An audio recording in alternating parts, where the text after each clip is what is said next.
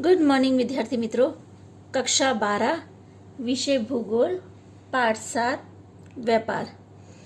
पिछले वीडियो में विश्व के विविध व्यापारी संगठनों के बारे में हम लोग जानकारी प्राप्त कर रहे थे, जिसमें हमने आसियान, CIS और यूरोपीय संगठन के बारे में पढ़ा।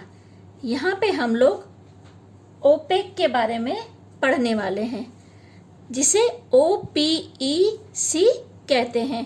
ओपेक, जिसका फुल फॉर्म है ऑर्गेनाइजेशन ऑफ पेट्रोलियम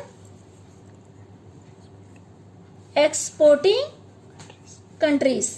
ये इसका फुल फॉर्म है। इसकी स्थापना सितंबर 1960 में हुई। इसके सदस्यों में Israel, Indonesia, Iran, Iraq, Kuwait, Nigeria, Qatar, Saudi Arabia, Angola, Ecuador, Libya, संयुक्त अरब अमीरात,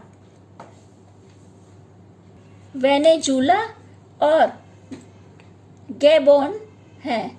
ये कुल मिला के 13 सदस्य देश हैं, जिसका मुख्य कार्यालय जो है वो वियना, इसका मुख्यालय आया हुआ है। इसका उद्देश्य है खनिज तेल और प्राकृतिक गैस का मूल्य निर्धारण, उत्पादन और विक्रेता की नीति बनाना इनका उद्देश्य है। और व्यापार में खनिज तेल और प्राकृतिक गैस का ये लोग व्यापार करते हैं। 5वां है दक्षिण एशियाई क्षेत्रीय सहयोग संगठन, जिसे हम लोग सार्क कहते हैं।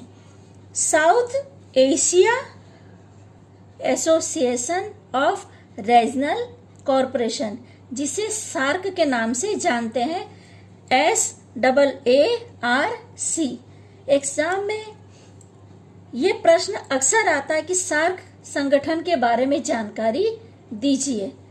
तो आपको ये प्रश्न या इसके बारे में अच्छे से जानकारी याद रखनी होगी। इसका स्थापना वर्ष है 5 सितंबर 1985। सॉरी बेटा, 5 दिसंबर 1985 है। सदस्य देशों में भारत, पाकिस्तान, बांग्लादेश, श्रीलंका, नेपाल, भूटान, अफगानिस्तान और मालदीव आते हैं। इसका जो मुख्यालय है वो काठमांडू में स्थित है। इसका उद्देश्य है सामाजिक, सांस्कृतिक, विज्ञान और टेक्नोलॉजी, शिक्षा तथा व्यापार के क्षेत्र में सहयोग। और व्यापार में ये लोग कृषि उत्पादन, खनिज, पावर क्षेत्र, सूचना और प्रौद्योगिकी यानी IT इंडस्ट्री क्षेत्र इसमें आते हैं। 6ठा है साफ्टा, जिसका SAFTA, जिसका अर्थ होता है SAFTA, south Asia free trade agreement.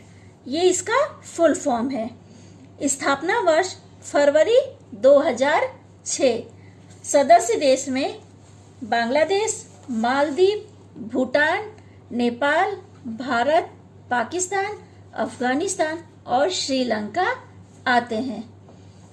इसका उद्देश्य है राष्ट्रों के बीच में व्यापार कर को घटाना और व्यापार में कृषि उत्पादन, खनिज, पावर सेक्टर, सूचना और प्रौद्योगिकी इंडस्ट्रीज क्षेत्र आदि।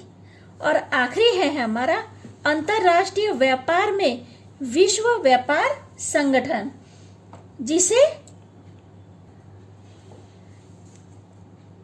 जिसका शॉर्ट फॉर्म है वर्ल्ड ट्रेड ऑर्गेनाइजेशन, जिसे हम लोग शॉर्ट फॉर्म में WTO के नाम से जानते हैं, का योगदान है। यानी WTO जैसे वर्ल्ड ट्रेड ऑर्गेनाइजेशन अंतरराष्ट्रीय व्यापार के संगठनों के विकल्प स्वरूप व्यापार और सीमा शुल्क के विषय में 1947 में गेट समझौता किया गया। इसके बारे में मैं आगे वाले वीडियो में आपको पूरी जानकारी दूंगी। खाली इस समय आप इसके बारे में समझ लो कि 1947 में गेट समझौता किया गया। प्रारंभ में यह समझौता 23 देशों के बीच में था। अंतरराष्ट्रीय व्यापार संगठनों के कई नियम और सिद्धांत उसमें शामिल किए गए थे। गेट के ध्येय उसे आमुख में स्पष्ट किए गए थे। गेट समझौते के मुख्य ध्येय इस प्रकार थे।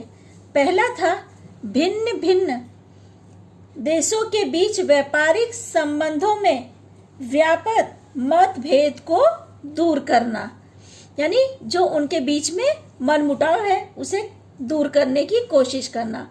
दूसरा था आयात सीमा शुल्क घटाना या खत्म करना और व्यापार के अन्य अवरोध दूर करना। और तीसरा था विकासशील देशों की औद्योगिक वस्तुओं के लिए विकसित देशों के बाजार सुलभ करना। ये गेट समझौते के ध्येय थे, जो तीनों मैंने आपको बताया कि भिन्न भिन्न देशों के बीच में मतभेद दूर करना, और जो आयात में है सीमा शुल्क घटाना या खत्म करना, और विकासशील देशों के लिए औद्योगिक वस्तुओं के लिए विकसित देशों के बाजार सुलभ करना। ठीक है विद्यार्थी मित्रों, ये मैंने आपको जो 7 विश्व के विविध व्यापारिक संगठन थे उनके बारे में बताया। अक्सर इसमें से एक एक वाक्य में प्रश्न पूछे जाते हैं कि सार्क का अर्थ बताइए, या सार्क का मुख्यालय कहाँ है, या यूरोपीय संगठन का स्थापना वर्ष कौन सा है, या उनका मुख्य उद्देश्य क्या है। इस तरह के एक एक वाक्य में प्रश्न के उत्तर अक्सर एग्जाम में आते हैं। तो एक बार आप सभी लोग पेज नंबर 58 और 59 अच्छे से याद कर लेना, क्योंकि शॉर्ट क्वेश्चन अक्सर इसमें से पूछे जाते हैं। ठीक है, इसके साथ ये वीडियो पूरा होता है।